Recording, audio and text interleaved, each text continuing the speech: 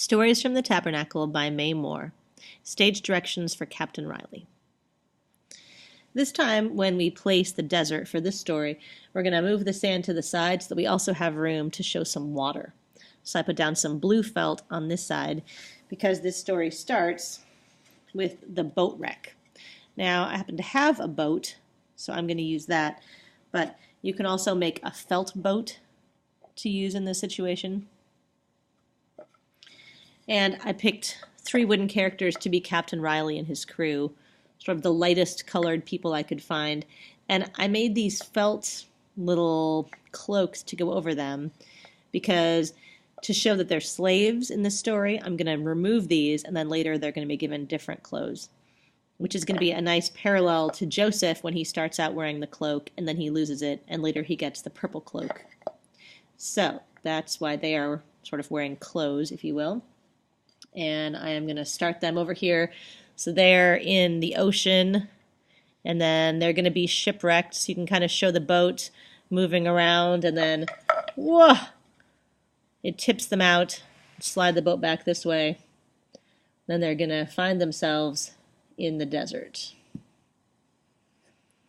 And as they look around, they see there's nothing growing anywhere. And for the first Bedouins they meet, I picked 2 more wooden people to represent this camp, and I borrowed the camel from our nativity story.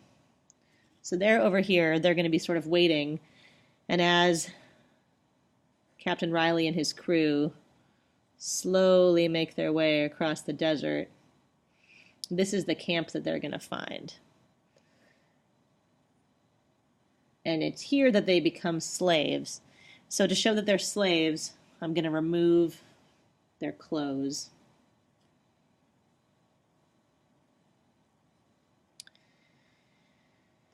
And then these folks are going to sort of lead them this way, so maybe we'll put them in a single file line to kind of show that they're slaves and they have to follow. And the camel is making this journey. So they're walking towards the audience here. This is the audience. This is from the storyteller's perspective.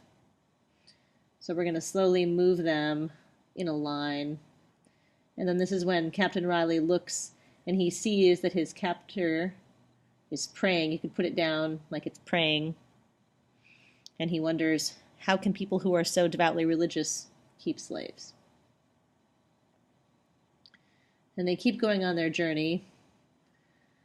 But then, happily, they are sold to the 2 brothers who are going to save their lives. And these are the 2 wooden figures I picked for them, Hamet and Saeed. And there, we're going to place them at the top.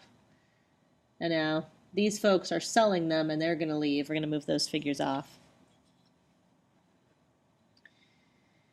And to show that they are kind to Captain Riley and his crew, they're going to put on different clothes. So I have just the same kind of thing, but it's in red felt this time. So we're going to re-clothe them.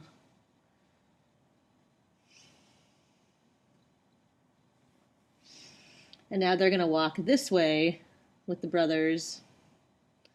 They're going to walk towards that city on the coast where they're going to be ransomed. Move them this way, all the way over, back to the sea. This is the city on the coast. And they're so happy that they're free and they can eat as much as they want and drink as much as they want. And now we're going to bring the boat back because they're going to use it to go back to the United States. So we're going to put them back in the boat. And we're going to just sail them away.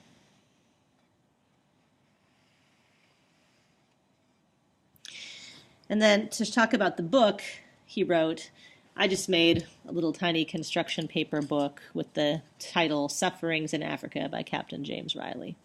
And I just sort of like to stand it here when I talk about how Abraham Lincoln read it and how that was one of his favorite books and that changed the course of history.